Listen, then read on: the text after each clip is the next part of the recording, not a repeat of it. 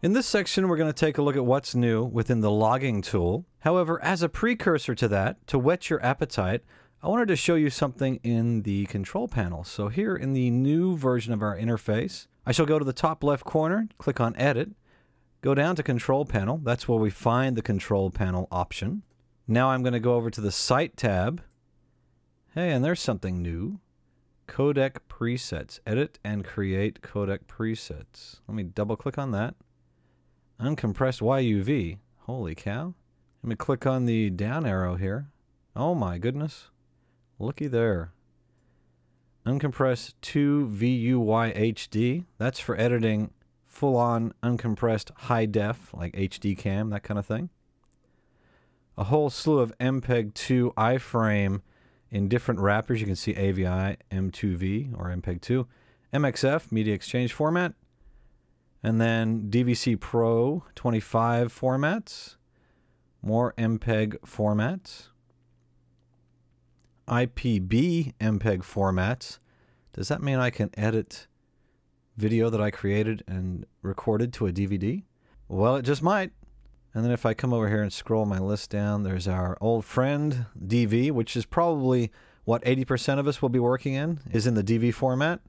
Uncompressed 2YUV, PCM audio. And then native transfer, we would use these for bringing in straight down the Firewire pipe. And then, ooh, RGB. So there we go. There's a whole slew of presets that you can use. So what's more is if I would choose one of these guys, now looky here, edit the codec properties.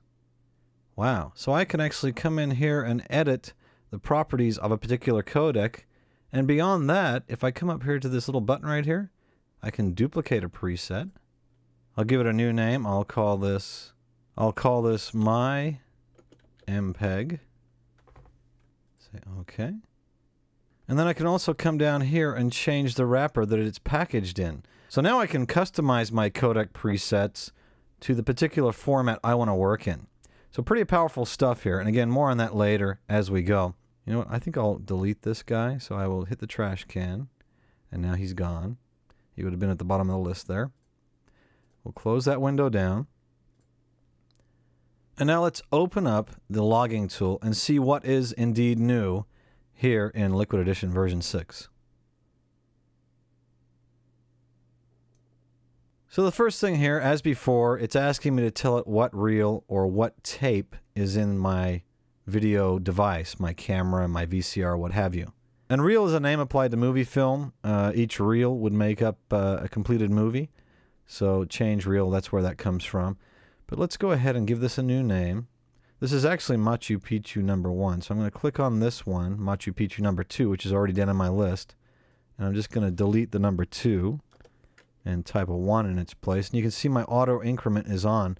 So it's actually going to increment that name automatically. But anyway, Machu Picchu number 1 is the tape in my camera right now. So I will say OK. And if I hit play, we'll see some video come up. Oh, and there he is, world famous tourist traveling the world. I'll just hit still. So what's new here in the logging tool? Well, generally speaking, the look of the logging tool matches the rest of the GUI. So it's got this kind of brushed aluminum look. But take a look over here to the far right corner. You can see not only do we have one audio meter that we always had before, but now we have 4 very narrow ribbon meters for all 4 channels if we were capturing from a device that supports 4 channels.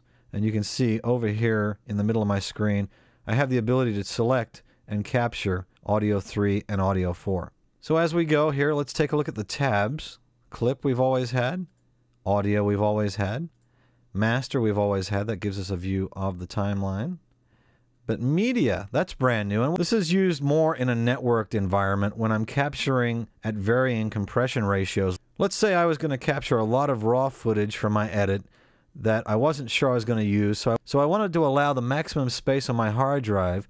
I'm going to capture at a high compression ratio or low quality. So I might mark that lowest quality.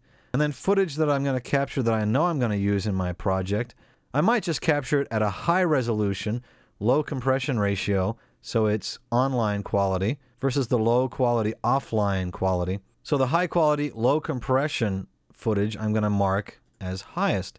And then once my edit was completed, I could do a condense function, which would just show all the clips used in my timeline in one particular rack.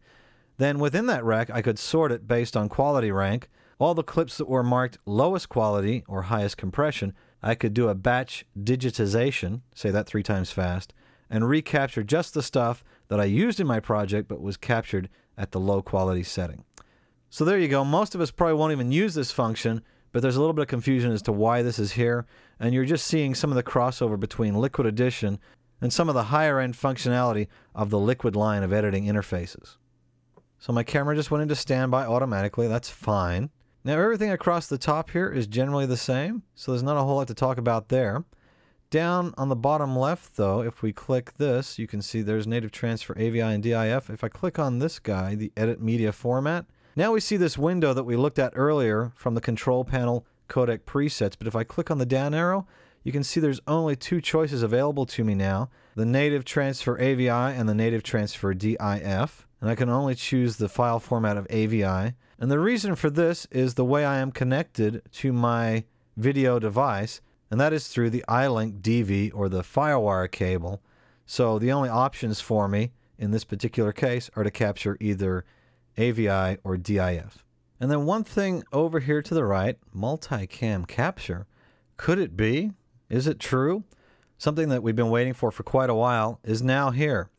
Camera 1, if I click on the list, oh my goodness. Wow, I can capture up to 16 different camera angles and mark them so that I know which camera that particular footage came from. This could come in very handy, for example, if I was shooting a concert with up to 16 cameras, I could capture each individual camera's footage and mark it with the number of that particular camera. Let's be a little more practical, and let's say I was shooting a 2 or 3 camera wedding. Well, I would capture camera 1 and then camera angle 2, marking that number 2, and then number 3. But what happened over here in the middle? My V tab is there, but where's my audio? Well, basically what's happening here is it's disabling the audio so that in multicam edit mode, we've only got 3 video streams and 1 audio stream. Now, I've found that sometimes it's handy to have the audio attached to a particular video file, and that way I can sync the video file based on the audio, if that's my only option. So if I were planning to use audio to sync all my individual cameras, I would want to capture all these cameras using camera 1, and then as I capture them, perhaps in one of these columns here, perhaps the attribute, I would mark this as cam 2 or cam 3, and so on and so forth. That way I could search by the attributes to look for the different cameras. So that's pretty exciting, and there's a section on multicam editing, so check that out if you want more information on dealing with multi-cameras once you get into the system. Now perhaps most of the changes here within our logging tool are hiding up here, top right corner of my screen in the Properties box. And if I open up Properties, perhaps you remember this box being a lot narrower in width. And now you can see it's considerably wider. And why is that? Well, if I open up the General tab, quite a bit of new stuff here. They've divided this window up now into different functionality boxes. For example, Open, Close, Change Reel, Device, Automation, and Capture. Let's take a look at what's new here. Perhaps the first new thing that we see is if we come down here in the Open, Close, Change Reel box, the first thing I see that's new is the Reset Color Correction audio levels when changing reel. What does that mean? Well, if I were to choose that, and then we'll say OK down the bottom here, Reset color correction. I don't see any color correction. Well, on some higher level liquid systems, there's a tab here that says color correction, and it's generally the high, mids, and lows real-time color correction. So it's a metadata-based color correction that we don't have in Liquid Edition version 6 yet. Now, the other functionality of that button we chose was Reset Color Correction and Audio. If I click on the Audio tab, the clip playback window, this allows me to adjust the audio playback level of a clip once I drop it into the timeline. This is a non-destructive adjustment. I'm basically just saying, okay, you know what? This is B-roll footage I'm capturing here. I'm going to have music and voiceover over it, so I don't really need the audio up fully. So to save me time in the editing process, as I capture it, I will just set the volume level to -15, and when I drop that clip onto the timeline, the audio will play back at -15. So again, this is just metadata controlling the playback of the audio once the clip is on the timeline.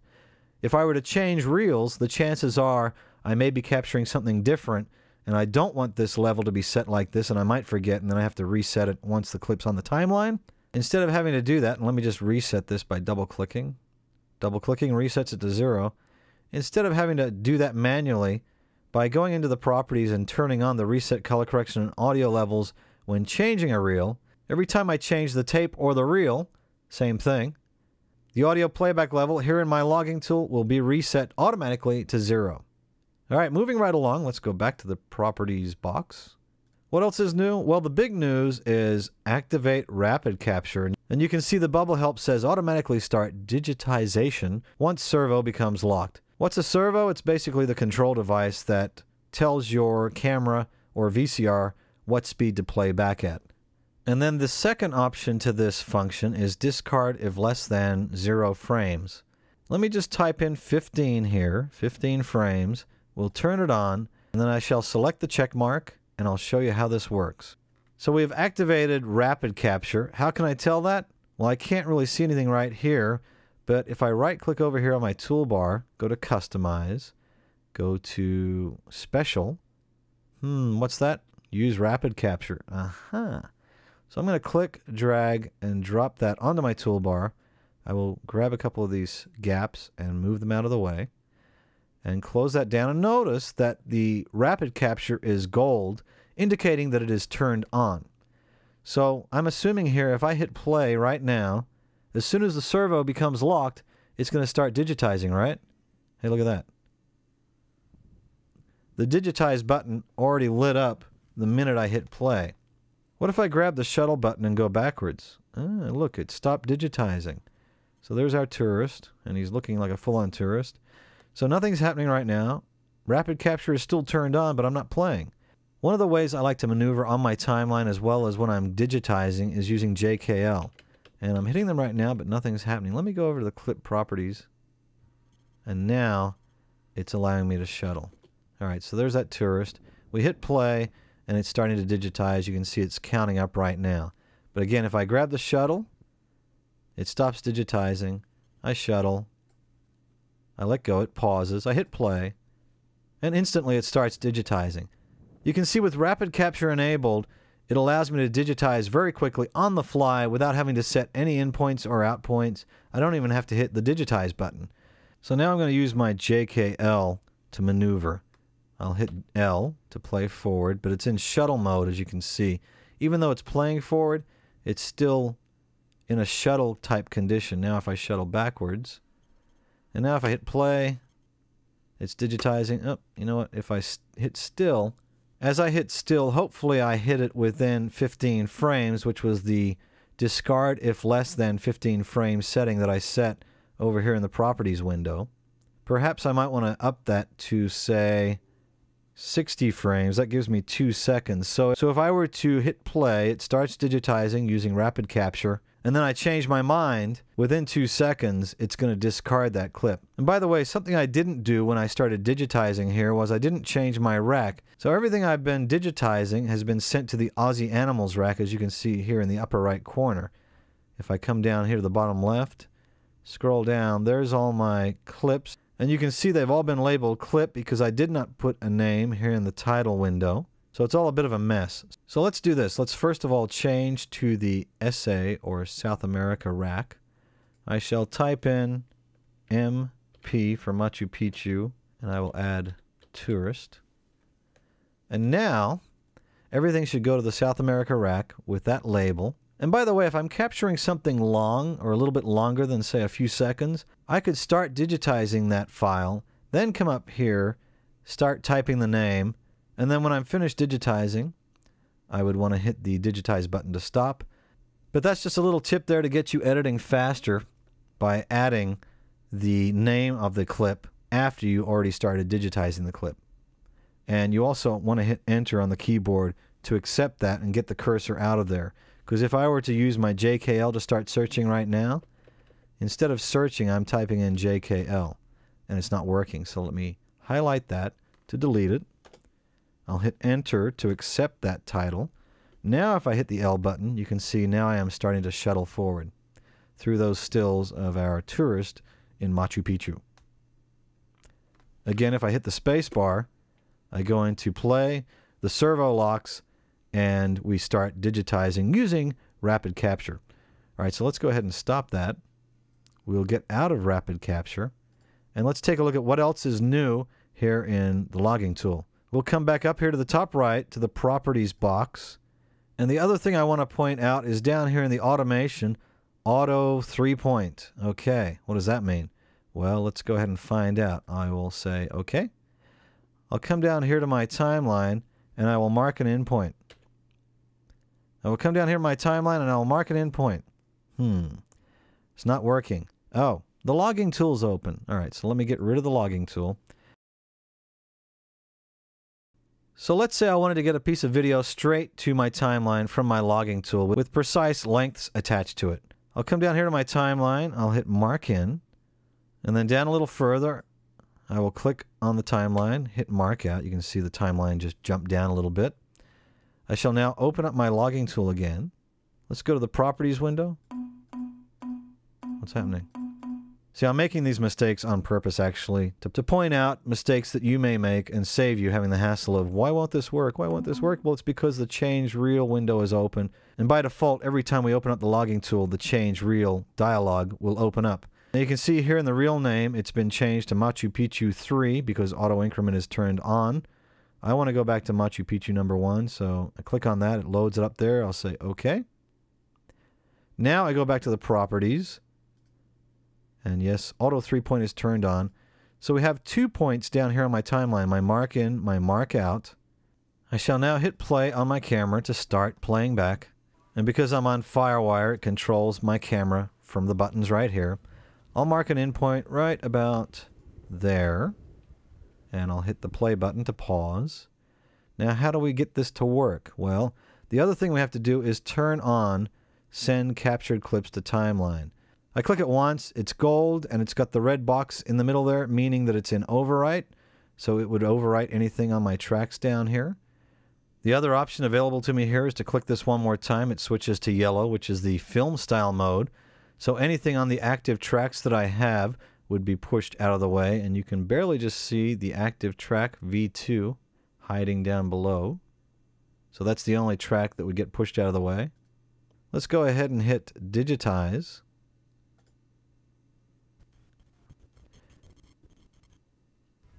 The camera backs up.